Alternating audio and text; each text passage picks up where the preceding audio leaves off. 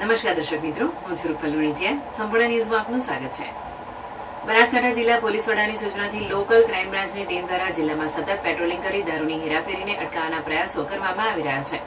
છેલ્લા કેટલાક દિવસોથી એલસીબી દ્વારા જુદા જુદા ગામોમાં દારૂનો જથ્થો ઝડપી પાડવામાં આવે છે. ત્યારે આજે ડીસા પાસેથી એક ગાડીમાં ગુપ્તખાનાની અંદર દારૂનો જથ્થો સંતાડી લઈ જવાતો હતો. જોકે બુટલેગરના આ કિમિયા પર એલસીબીની ટીમે પાણી ફેરવી દઈ દારૂનો જથ્થો ગાડી સહિત મુદ્દામાલ જપ્ત કરી 2 શખ્સોની અટકાયત કરી છે.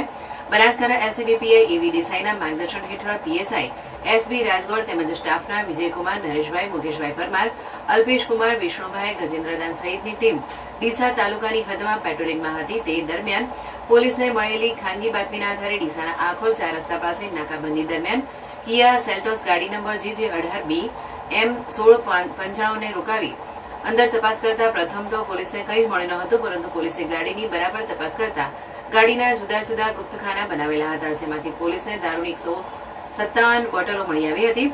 જેથી પોલીસે કાર ચાલક પ્રવીણ હરચંદજી રાજપૂત રહેઠાણ મોરેલા તાલુકો થરાદ અને દિનેશ દીપારામ જાટ રહેઠાણ બેરડોક આપના ઘોડા માલાણી તાલુકો જિલ્લો સાંચોર રાજસ્થાનની અટકાયત કરી હતી અને દારૂનો જથ્થો મંગાવનાર ભકમારામ જાટ રહેઠાણ રામજી કી ગોળ તાલુકો જિલ્લો સાંચોર રાજસ્થાન સહિત તમામ શખ્સો સામે પ્રોહિબિશન એક્ટ મુજબનો ગુનો નોંધી દારૂ અને કાર સહિત કુલ કિંમત ₹8,90,180 નો મુદ્દામાલ જપ્ત કરી કાયદેસરની કાર્યવાહી હાથ ધરી છે.